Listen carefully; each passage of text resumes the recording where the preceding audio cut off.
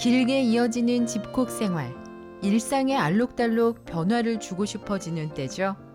손재주가 없어도 쉽게 따라할 수 있고 인테리어 소품에도 변화를 줄 수 있는 특별한 공예를 만나봅니다.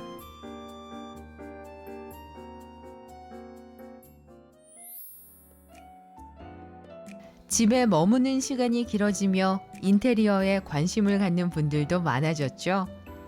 인테리어 소품을 직접 만들 수 있다는 점에서 최근 인기를 끌고 있는 한 공방을 찾았습니다. 흔히 유리공예라고 부르는 스테인드 글라스 공방인데요. 네, 스테인리스 글라스란 유리를 커팅하고 납땜해서 작품을 만드는 것인데요. 예전에는 교회 유리창에서 많이 사용하였고 전문가들이 할 수 있는 일이라고 생각이 됐는데 요즘 동테이프라는 게 만들어지면서 일반인들도 많은 관심을 주고 계신 것 같아요. 또 특히나 요즘 코로나 때문에 집에 계시는 시간이 길다 보니까 인테리어 소품을 만들러 많이 오시는 편입니다. 중세 유럽 건물에 빼놓을 수 없는 스테인드 글라스. 형형색색의 유리가 빛과 만나 다양한 매력을 뽐내기 때문에 빛의 예술이라고도 불립니다.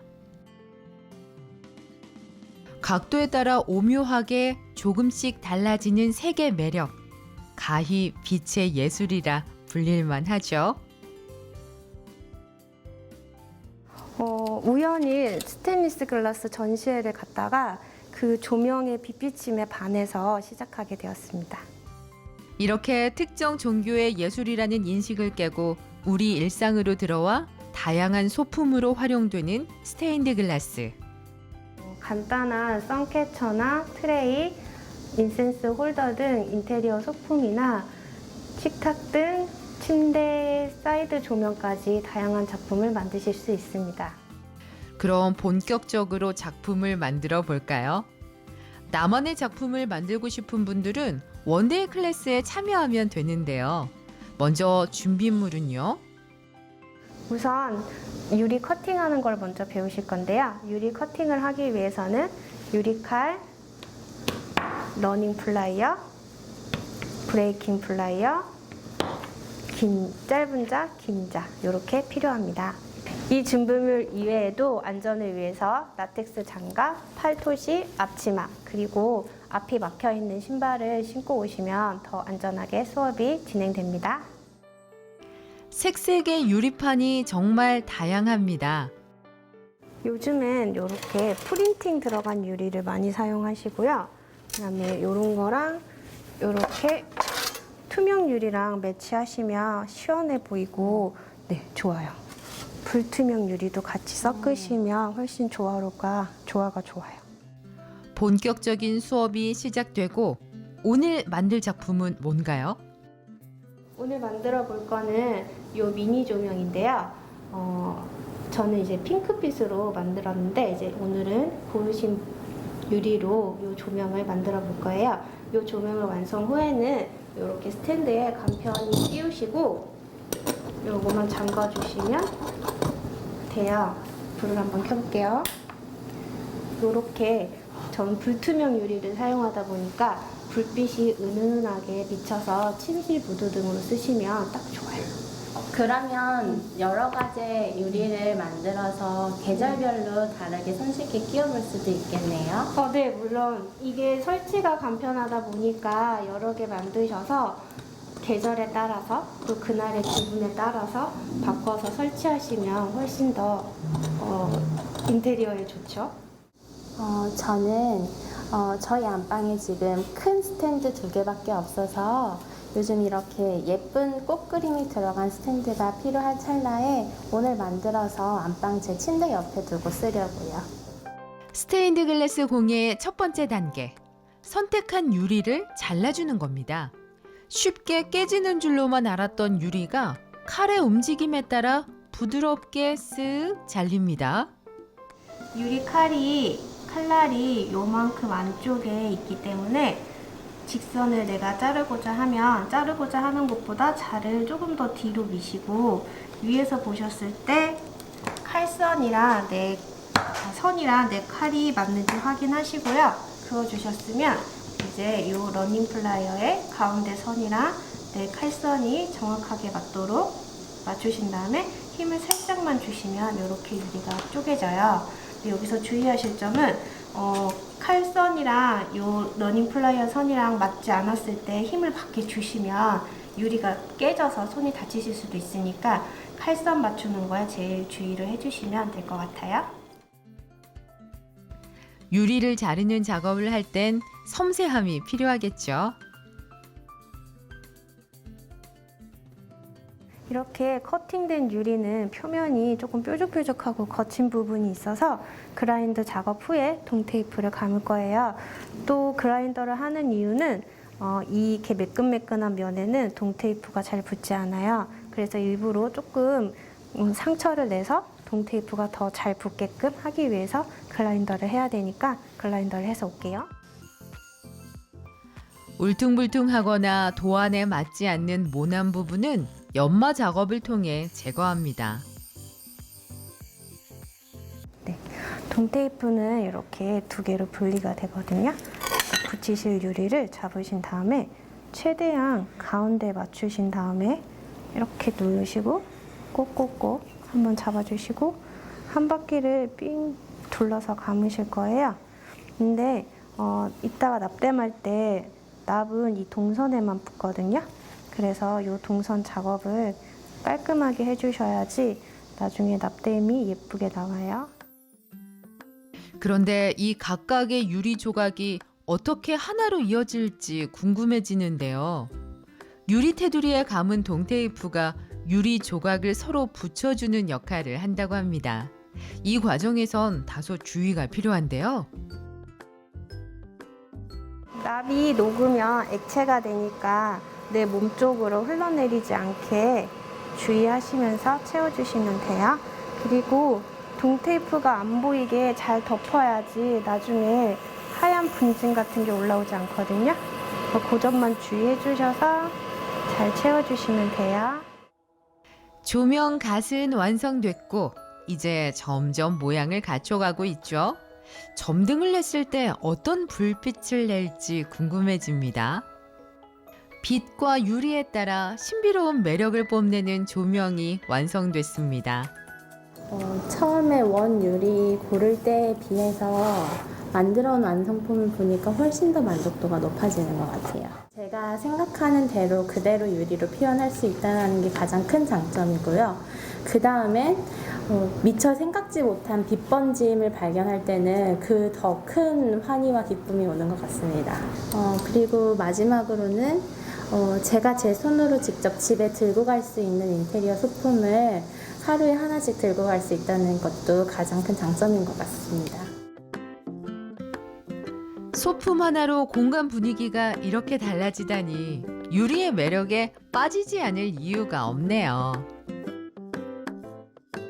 요즘 코로나 시대이다 보니까 집에 머무는 시간이 길어지셔서 우울하신 분이 많으신 것 같아요. 그래서 스스로 우울함을 타파하고자 많은 노력들을 하고 계신데 여기 공방에 오셔서 직접 유리도 잘라보시고 납땜도 해보시면서 스트레스도 타파하고 우울함과 무력감을 이겨내시고 싶은 분들께 추천드립니다. 우리 일상 깊은 곳으로 들어온 스테인드 글라스. 인테리어 소품 만들기로 집안 분위기도 바꾸고 나만의 작품을 만들며 기분 전환해 보시는 것도 좋을 것 같습니다.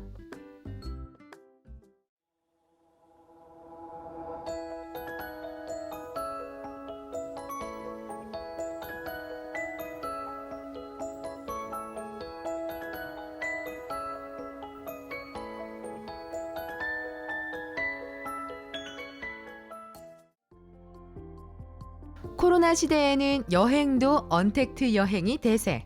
그 가운데서도 드라이브 여행이 인기죠. 입추가 지났지만 아직 남아있는 열기를 식힐 만한 여행지 찾고 계신가요? 그렇다면 시원하게 뻥 뚫린 바다를 따라 군산으로 드라이브 여행 함께 가실래요?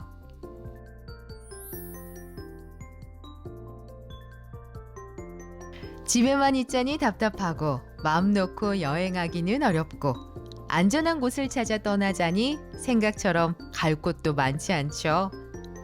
이럴 때 탁 트인 바다 풍경을 따라 즐기는 언택트 투어 어떠신가요? 군산의 바닷길을 따라 안전하고 편하게 즐기는 드라이브 여행 함께 가시죠. 여행의 출발지 군산 비흥항입니다. 현재는 여기를 비흥항이라고 하는데요. 예전에는 여기를 배를 타고 들어왔어야 됐어요. 그래서 여기를 비흥도라고 했는데, 비흥도는 왜 비흥도냐면요. 한자로 날 비자에다가 매응자예요. 그래서 이 섬 생긴 모양이 매가 나르는 그런 형상을 하고 있다고, 그래서 이렇게 비흥도라고 했고요. 현재 이렇게 배흥항으로 이루어져 있고 이렇게 등대가 있는데, 여기는 요즘에 어업을 하면 그 고기 잡은 배들이 이쪽으로 들어와서 여기서 위판이 이루어지고 있어요. 그래서 모든 어업 배들이 이쪽으로 들어오기 때문에, 그래서 여기가 이제 비흥항이라고 부르게 되는 거죠. 새만금 방조제의 출발점이자 과거 섬이었던 비흥항. 그 옆으로 잠시 산책을 하며 쉬어갈 수 있는 길도 있습니다. 도내 7대 비대면 관광지로 선정되기도 한 곳, 바로 마파지길입니다. 바다 위에 우뚝 세워진 쭉 뻗은 데크길. 시원한 바닷바람을 온몸으로 맞으며 조용히 산책할 수 있는 길이죠.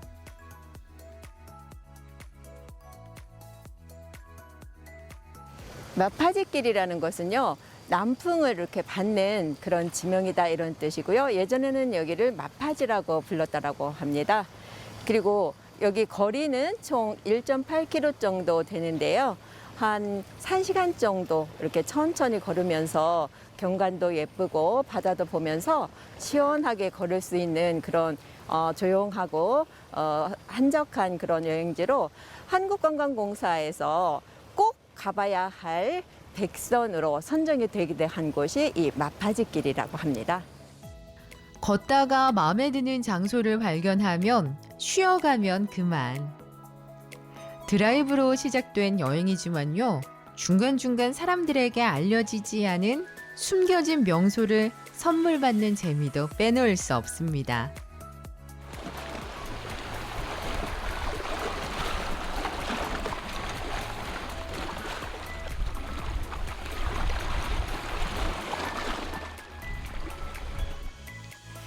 잘 쉬었으니 또다시 여행을 시작해 볼까요?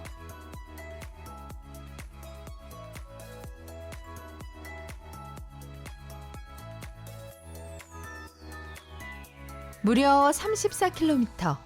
하늘 아래 가장 아름다운 바닷길. 그 길을 따라 드라이브를 떠나봅니다. 착공은 1991년도에 하게 되는데요. 착공을 하게 된 이유는 당시에는 쌀이 부족했어요. 그래서 김제와 만경 평화를 새롭게 간척 사업을 한다. 그래서 새만금이라고 하는 이름이 붙게 됐고요. 길이가 33.9km로서 세계 기네스북에 올라가게 되었습니다. 그리고 방조제가 생기면서 우리나라 지도가 변하게 되는 거죠. 서울의 3분의 2, 여의도의 140배가 되는 넓이가 지금 매립이 되게 되는 거거든요. 그리고 당시에는 쌀 농사를 위해서 매립을 하게 되었지만, 현재는 몇 번의 그 수정을 거쳐서 여러 가지 명품 도시, 산업단지, 또 레저타운 등등 많은 앞으로 또 변화가 있을 것으로 생각됩니다. 답답한 가슴 뻥 뚫리게 만드는 곧게 뻗은 도로. 양 옆으로 펼쳐진 드넓은 바다. 시원하게 도로 위를 달리다 보면 소소한 기분 전환, 일상 탈출은 덤으로 얻습니다.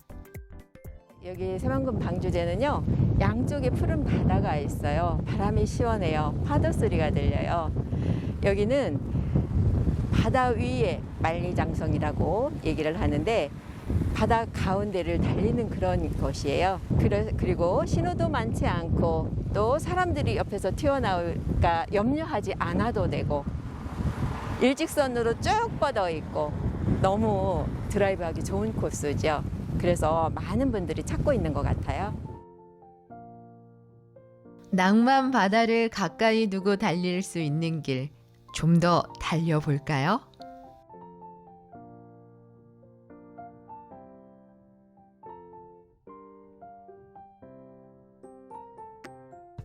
지금 가고 있는 이 고군산 연결도로가 한 10km 정도 되거든요. 이 10km가 되면서 한 6개의 섬이 육지화가 됐다라는 것이 다르고요. 또 섬 사람들이 그 수돗물을 먹을 수 있도록 수도관이 묻혀 있다라는 게 또 특별한 점이고, 그리고 원래는 여기 섬을 오려면 군산 여객선 터미널에서 배를 타고 1시간 반 정도를 와야지 선유도를 올 수가 있었는데요. 지금은 바로 다 차로 연결이 되기 때문에 다 이렇게 드라이브 하면서 또 섬도 즐기면서 바다 위에 다 바다 구경하면서 이렇게 올 수 있다는 것이 굉장히 매력적인 그런 포인트인 것 같아요. 고군산 연결도로로 선유도까지 가다 보면은 중간중간 섬에 잠깐씩 쉬어가라는 듯 데크길이 조성되어 있어요. 그래서 내려서 잠깐씩 휴식도 취하고 바다 구경도 하면서 잠깐씩 쉬는 게 또한 또 묘미라고 할 수 있죠. 차를 타고 달리기만 했다면 만나지 못했을 풍경과 마주했습니다. 저 멀리 해수욕을 즐기는 사람들을 피해 조용히 산책할 수 있는 곳인데요.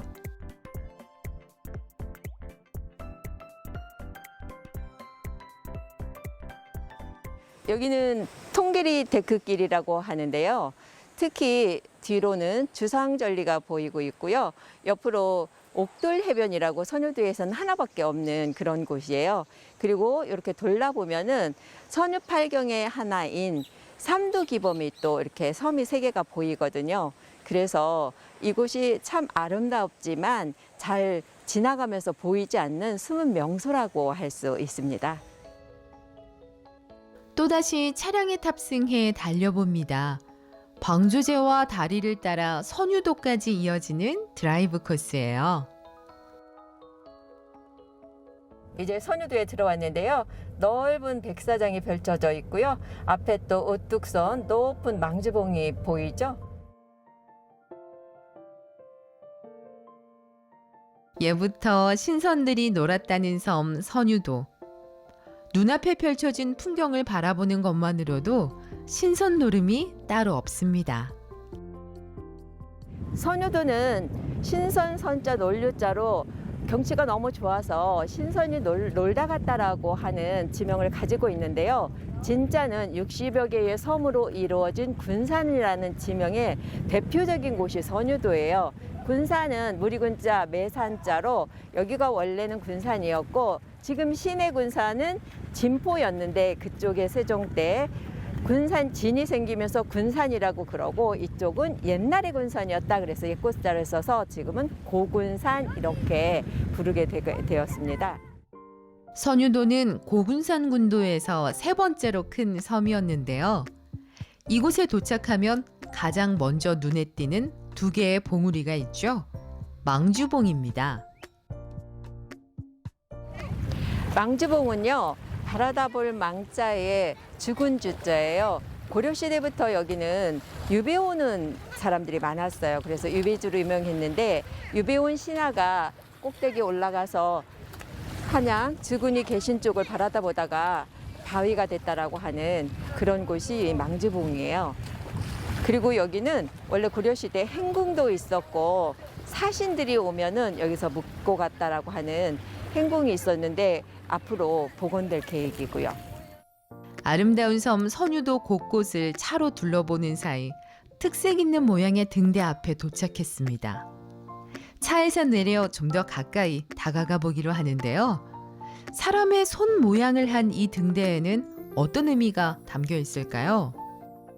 등대가 기도등대예요. 인간은 미약한 존재잖아요. 힘들 때 신을 찾게 돼요. 그래서 신에게 비는 거죠. 고기도 많이 잡고 안전하게 돌아올 수 있도록 비는 마음으로 기원하는 마음으로 등대를 두 손 모아 기도하는 모습으로 만들었습니다.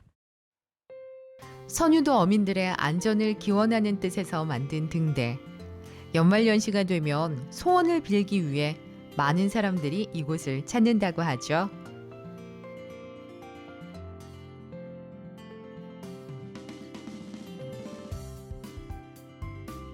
창밖으로 펼쳐진 군산의 풍경 어떠셨어요? 사회적 거리두기 지키고 스트레스는 줄이고 드라이브 여행으로 안전한 여행하세요.